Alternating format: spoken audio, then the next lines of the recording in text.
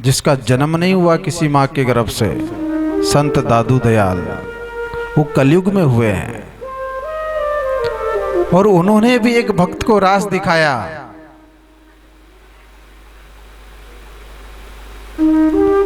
एक पीता नाम का डाकू था, चोर।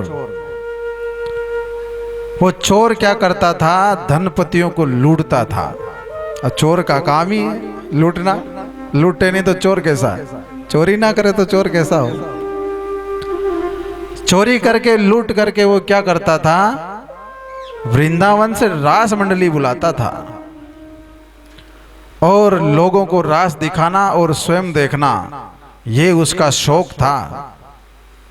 ऐसे चोर बहुत कम मिलते हैं जो चोरी करे और रास दिखावर देखे, है? मिले कहीं? सुना आपने? नहीं सुना। लेकिन वो चोर ऐसा था जो भगवान की रास मंडलियां बुलाता था।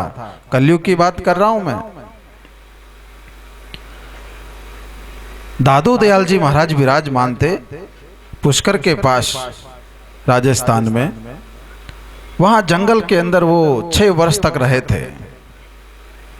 वहां लोग सत्संग के लिए आया जाया करते थे बहुत। और वो डाकू भी उसी नगर का ही था। एक बार ऐसे लोगों को लूट लिया जिनके पास कुछ नहीं छोड़ा। बाहर के लोग थे। आसपास के गांव वालों से कहा कि हमारा धन दिला दो थोड़ा बहुत, कि हम हमारे गांव को चले जाएंगे। सबसे ज्यादा बड़ा डाकू होता उससे कोई बात नहीं करता। कोई दादा होता उससे कोई बात करेगा? दूर से ही राम राम दादाओं से। तो बोले कि भाई हम तो कोई बात कर नहीं सकते हैं, लेकिन ये सुबह सुबह रोज दादू दयाल जी के पास सत्संग में जाता है। आप अगर गुरु महाराज के पास जाओ तो उनसे अपनी दुख व्यथा सुनाओगे तो वो जरूर आपका दुख दूर करेंगे। वो दोनों पति पत्नी दंपत्ति जो है गुरु महाराज के पास गए। कहा, गुरुदेव आपके पास वो पीथा नाम का डाकू आता है, वो हमारा सारा धन लूट लिया उसने। अब हम हमारे देश को जा नहीं सकते हैं, कैसे जाएंगे, खर्चा नहीं है।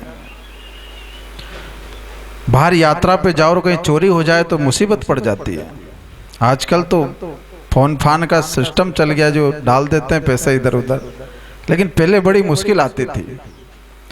वो पीथा नाम का जो डाकू था वो गुरु महाराज के पास प्रणाम किया, आया तो गुरु महाराज ने कहा कि ये सब ढोंग करने की क्या जरूरत है। बोले, कैसा ढोंग?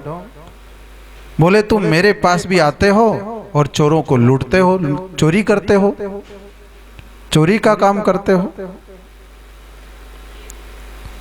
तो बोले, गुरुदेव मैं तो अच्छे काम के लिए लूटता हूं, चोरी करता हूं तो अच्छा काम के लिए करूं, मैं कौन सा हमारा घर बना रही हूं। तो बोले, अच्छा कौन सा काम? बोले कि मैं रास दिखाता हूं लोगों को और मैं भी देखता हूं, मैं उस चोरी के धन का ऐसा दुरुपयोग नहीं करता हूं। तो महाराज ने कहा कि चोरी अपने आप दुष्कर्म है, चाहे अच्छे काम के लिए करो चाहे बुरे काम के लिए करो, चोरी तो चोरी है। क्या चोरी करके कोई मंदिर बनाएगा, दान देगा, तो दान जो लेगा उसको भी मारेंगे और चोर को भी मारेंगे। तो चोरी तो अपने आप दुष्कर्म है, चोरी नहीं करना चाहिए। तो गुरु चरणों में जैसे ही शीश रखा तो उसका हृदय परिवर्तन हो गया और उसने जो धन था सब वापस लौटा दिया। फिर गुरु महाराज ने कहा कि तू रास देखने की इच्छा तेरी, तो मैं तेरे को सच्चा रास दिखाता हूं। बोले, हाँ गुरुदेव मुझे सच्चा रास दिखा दो, मेरा जीवन धन्य हो जाएगा, पावन हो जाएगा। तब गुरु महाराज ने कहा, घट घट गोपी घट घट कान, घट घट राम अमर स्थान। कि हे प्रभु आप तो घट घट में रमने वाले हो, आप घट घट में विराजित हो, सर्वज्ञ हो, इस भक्त की इच्छा को पूरी कर दो। तब ऐसे आकाश में भगवान कृष्ण गोपियों के साथ रास करने लगे। साक्षात उसको दर्शन हुआ और पिता कहने लगा, गुरुदेव इसमें बंसी की आवाज नहीं आ रही है, रास में तो बंसी बजती है। तब तब गुरुजी ने फिर कहा, मुख बोल स्वामी तू अंतर्यामी, तेरा शब्द सुहावे राम जी। हे प्रभु मुख बोलिए, मुख से कुछ आवाज आनी चाहिए, तू अंतर्यामी है, हे प्रभु हमारे भक्त की इच्छा को पूरी कर दो। तब उसमें से बंसी की आवाज आने लगी। फिर पीता ने रास देख करके गुरु चरणों में माथा टेक करके क्या कहा, गंगा यमुना उल्टी बहे, पश्चिम उगे भान, पीता चोरी ना करे गुरु दादू की आन। चाहे गंगा यमुना जी उल्टी बहने लग जाए, सूरज भगवान पूर्व में उग रहा है उगने लग जाए पश्चिम में, फिर भी मैं चोरी नहीं करूंगा कभी। अब कहीं चोरी करेगा? जब भगवान की रास देख लियो सच्चो तो कोई चोरी करेगा। तो ऐसे संत दादू दयाल जी हुए हैं जिन्होंने करोड़ों भक्तों को पृथ्वी के ऊपर तारा है। उस समय हुए हैं जब बादशाह अकबर का शासन था, गो हत्या होती थी, हमारे मंदिर तोड़े जा रहे थे, तब संत दादू दयाल जी का अवतार हुआ और बादशाह को भी सबक सिखाया, उसको भी चेला बना लिया। बोले तू भी राम राम कर। और दादू राम शब्द कैसे चला? भक्त जो होता है अपना नाम कभी नहीं लोगों से अच्छा मुंह से लगता है, वो तो स्वयं भगवान आए पृथ्वी के ऊपर और सब लोगों को कहा कि तुम दादू दादू दादू रटो। दादू जी ने कहा कि दादू दादू क्यों, राम राम रटो तुम तो। भगवान के चरणों में प्रणाम करके बोले कि प्रभु नाम तो आपका तारने वाला है, ये दादू नाम ठीक नहीं है। तो भगवान ने कहा कि नहीं, कलयुग में दादू राम जो रटेगा उसकी चिंता खत्म होगी, वो दरिद्रता से खत्म होएगा। दा कहता दारिद्र मिटे, दू कहता दुख जाए, दादू दादू जे रटे तो आवागमन न साए। बोलिए दादू दयाल जी महाराज की जय। अब लंबी कथा है बहुत बड़ी, वो तो एक आध महीने 2-4 महीने का चातुर्मास ही करना पड़ेगा एक आध बार। अब इस बार तो क्या करें, अगली बार देखांगा, 4 महीना ही चातुर्मास करांगा तब विस्तार से कथा करांगा। तो सब संतों की कथा, भक्तों की, भगवान की गीता, रामायण, भागवत पुराण, शिव पुराण है 4 महीना में होवे पूरी बातों। अब 7 दिन में कहीं होवे, 7 दिन में तो कहीं नहीं, गाना बजाना नाचना में पूरा हो जाए। तो कहने का इतना ही मतलब है कि एक घड़ी आधी घड़ी 4 महीना नहीं तो अपने 7 दिन ही सही, एक घड़ी आधी में पुनियाद, तुलसी संगत साध की हरे कोटि अपराध। जिस प्रकार भगवान का नाम हृदय में प्रवेश करे तो हमारे पाप भग जाते हैं। कैसे भग जाते हैं? जैसे हम घास में एक माचिस की आग, तिल्ली से आग लगा दो तो देखते ही देखते वो घास भस्म हो जाती है जल करके। जब ही हृदय नाम धर्यो भयो पाप को नाश, मानो चिनकी आग की पड़ी पुराने घास। ऐसे पापों का नाश होता है। कैसे?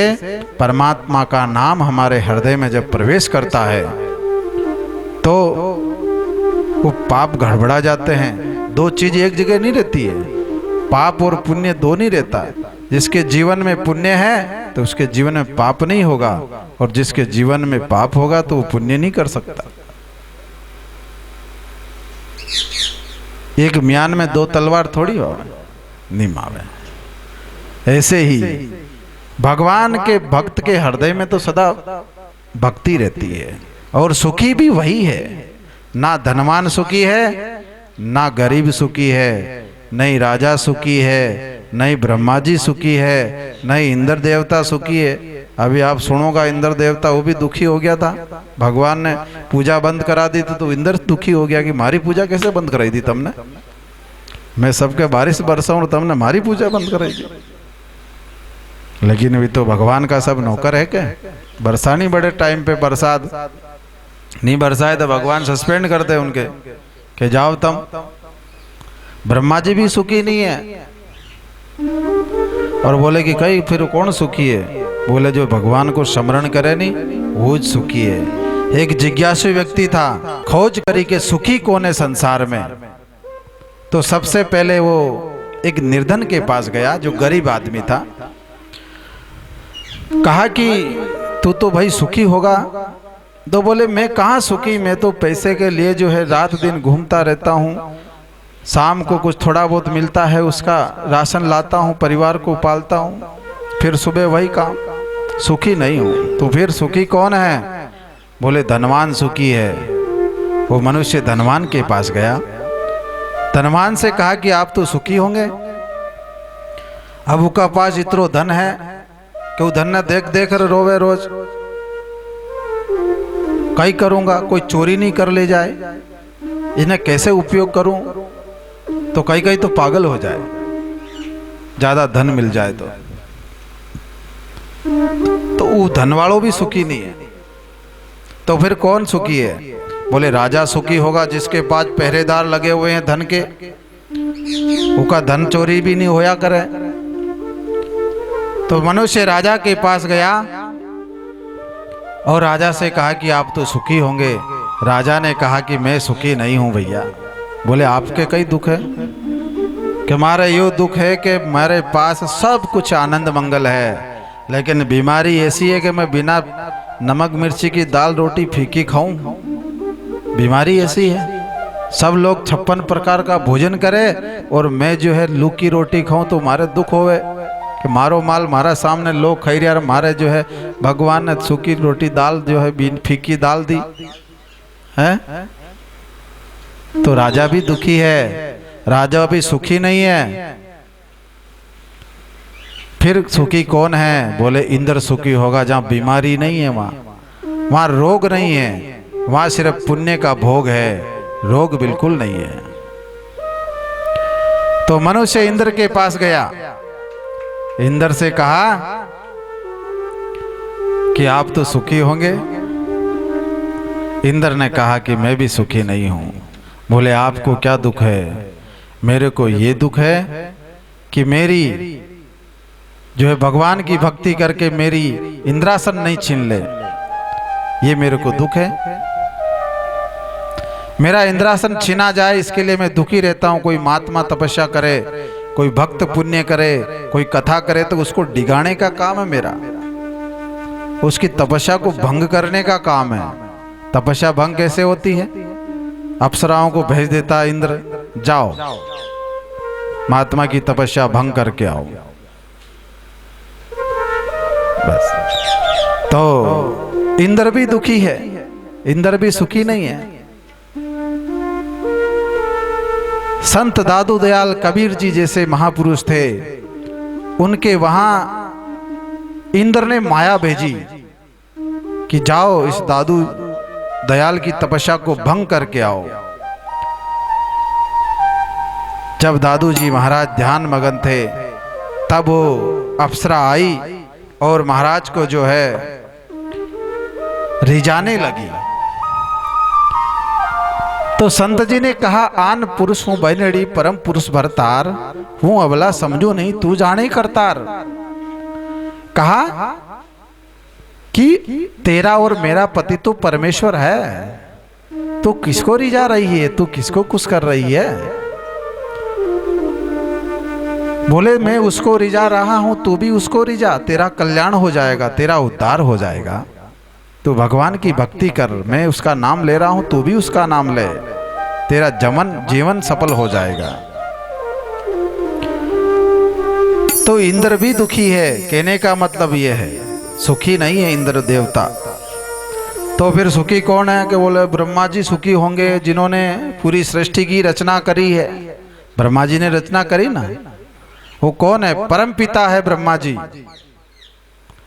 परम पिता है, हम सबका पिता ब्रह्मा जी है, सृष्टि की रचना करने वाला भी, उन्होंने सब दुनिया बनाई। ब्रह्मा जी के पास गया मनुष्य और कहा कि आप तो सुखी होंगे। ब्रह्मा जी ने कहा कि मैं सुखी नहीं हूं। बोले आप क्यों दुखी हो?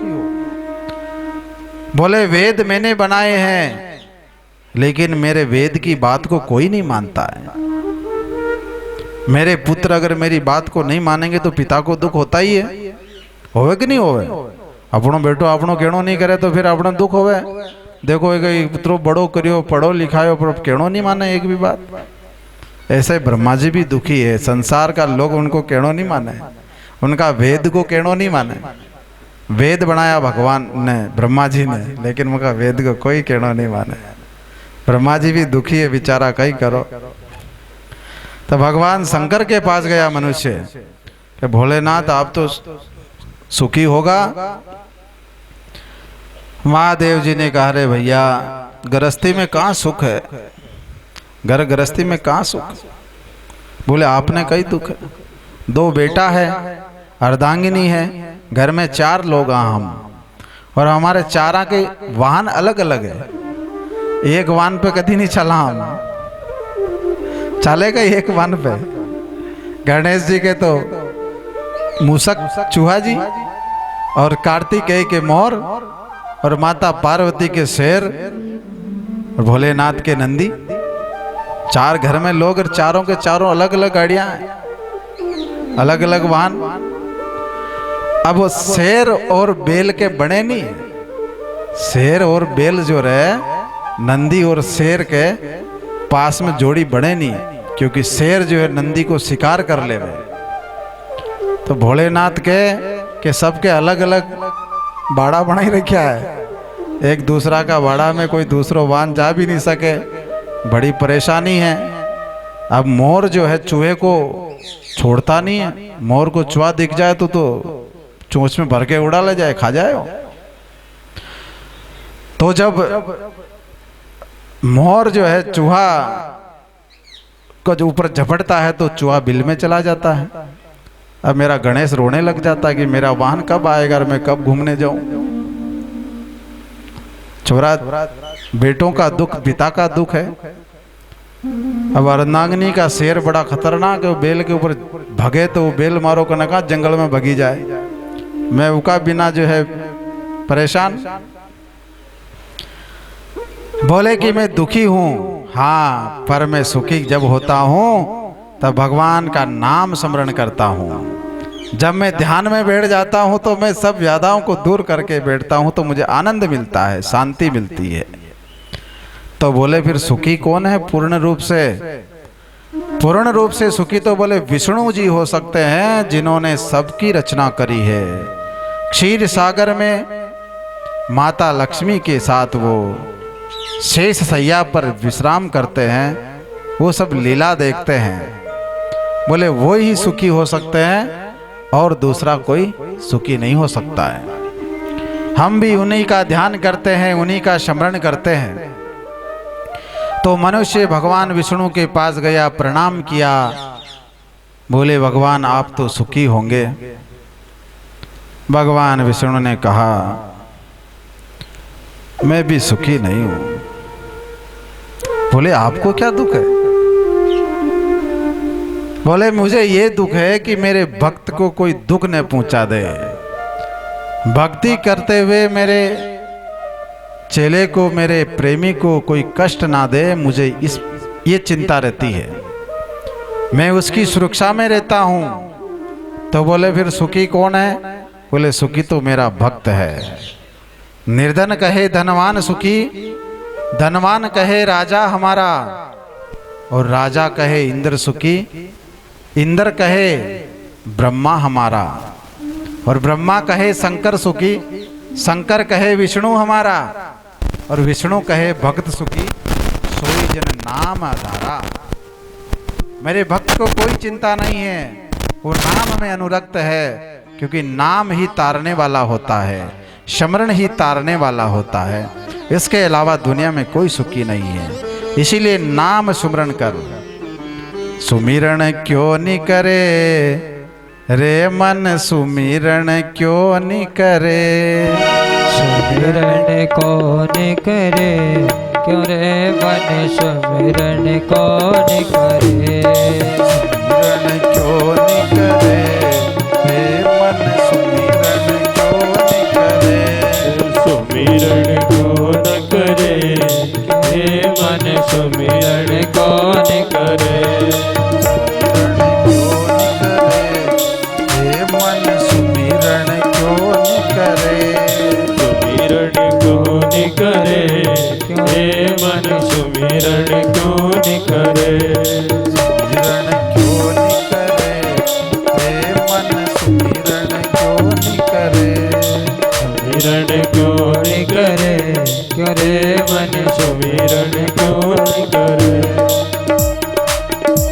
चिंतन करो, सुमरो माला। माला मनसू लड़ पड़ी तो क्यों बिसारे मोय। माला को रटते रहो सुबह शाम। चार्जिंग करा नहीं करा मोबाइल के, मोबाइल चार्जिंग नहीं करो तो मोबाइल का ही काम को। आखो दिन भर मोबाइल लेने बैठा रहा और चार्जिंग होता खत्म होते ही चार्जर करा नहीं चार्जिंग। अगर चार्जिंग नहीं करोगा तो मोबाइल का ही काम को नहीं है।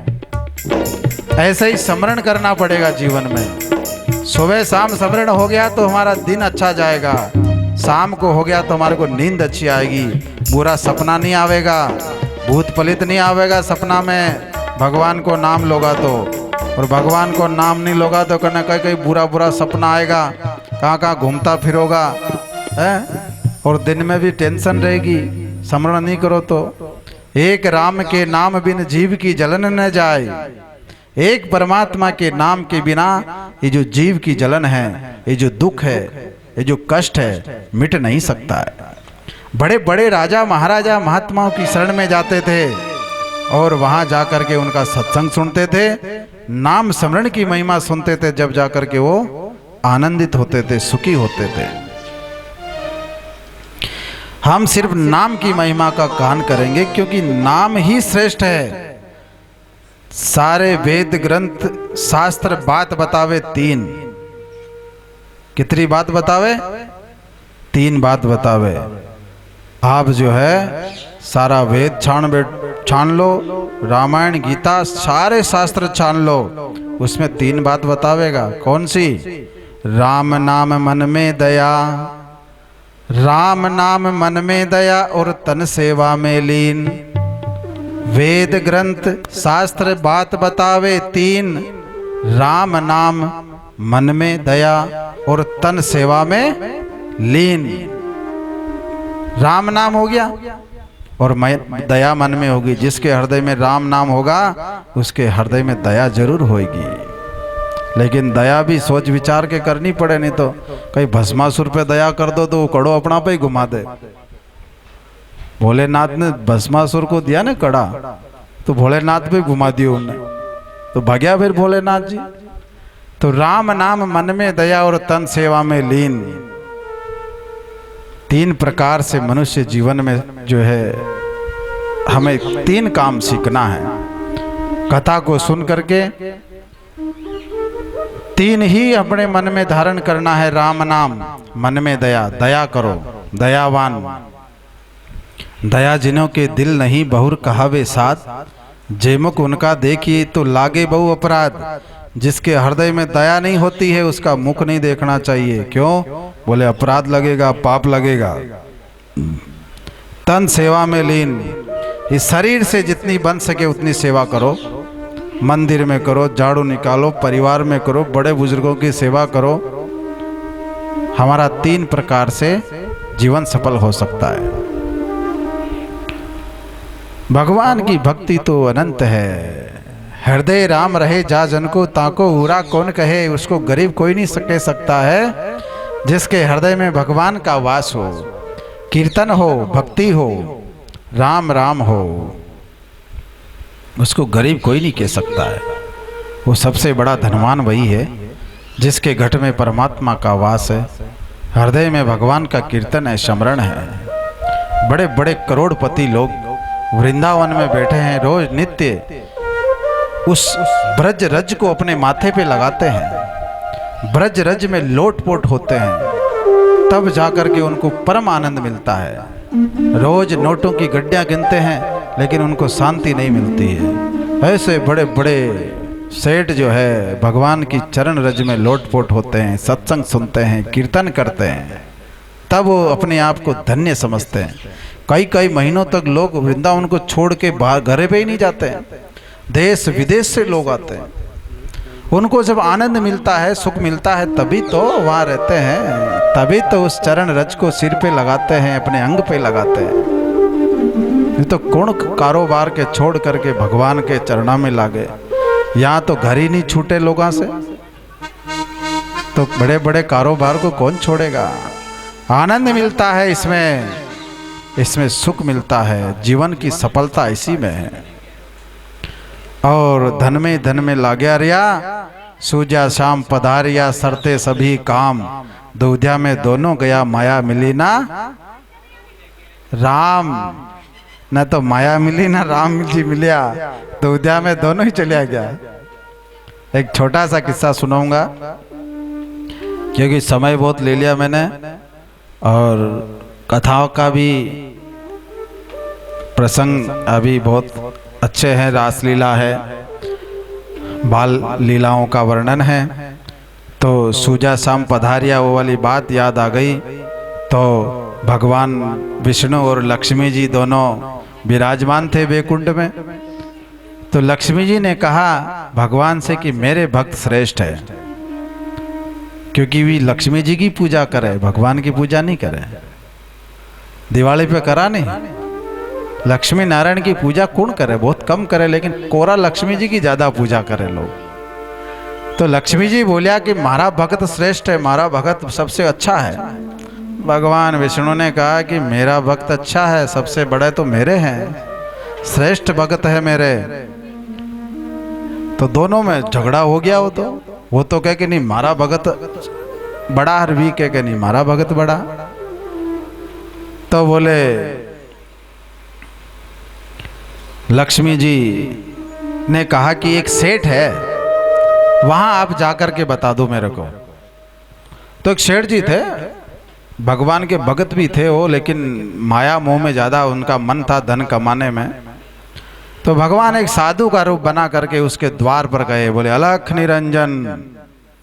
सेठ जी दुकान में से आया, प्रणाम करियो, गुरु महाराज पधारो पधारो, क्या सेवा करें गुरुदेव। गुरुजी ने कहा कि कल से चातुर्मास लगने वाला है और 4 महीने हम एक जगह रह करके भजन करेंगे, इसलिए हमको एकांत जगह चाहिए।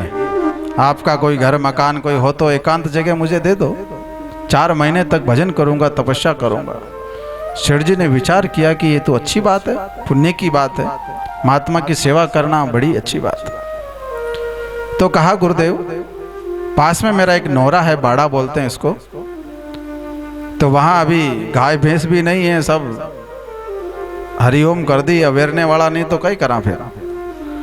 तो महात्मा जी से कहा कि आप यहाँ अपना आसन लगा लो, यहाँ आपके कोई नहीं। बोले मैं 4 महीने तक जाऊंगा नहीं, तू सोचे कि बीच में कभी कहीं हो जाए खटपट तो तू भगा दे कभी, सेठ ठहरा तू तो। बोले नहीं नहीं गुरु महाराज, हम आपकी 4 महीना तक सेवा करेंगे। भगवान ने चिमटा गाड़ दिया वहां और भजन पूजन अपना हवन शुरू कर दिया। और लक्ष्मी जी ने सोचा कि मेरे भगत के यहाँ जमा लिया आसन। और लक्ष्मी जी भी आए, फिर एक सुंदर साध्वी का रूप बना करके, हल्पी पहनी हुई, जिनके ऊपर हीरे जवाहरात मोती जड़े हुए, एक झोला टका हुआ, उसको भी हीरे जवाहरात से जड़ा हुआ। और सेठ जी के आगे दुकान पे जाकर के बोली अलख निरंजन सेठ। वो सेठ जी चौंक गए कि इतने कीमती हीरे। बोले माता जी प्रणाम, आदेश करो, क्या सेवा करूं आपकी। बोले जल पिलाओ, जल लेकर के आओ। सेठ जी भगया भगया गया, जल लाया अंदर से और लोटो जल गिलास। बोले नहीं इसमें नहीं पीती हूँ। अपने झोला में से निकाला सोना चांदी का बर्तन, लोटा गिलास निकाला जिसके अंदर मोती जड़े हुए हैं, बेस कीमती मोती है, हीरे। कहा कि इसमें डाल दो। अब उसमें जल डाल दिया। साध्वी जी ने जल को पिया और लोटा और गिलास वहीं फेंक दिया। बोले सेठ जी बोला कि धोके लाऊं, साफ करके लाऊं।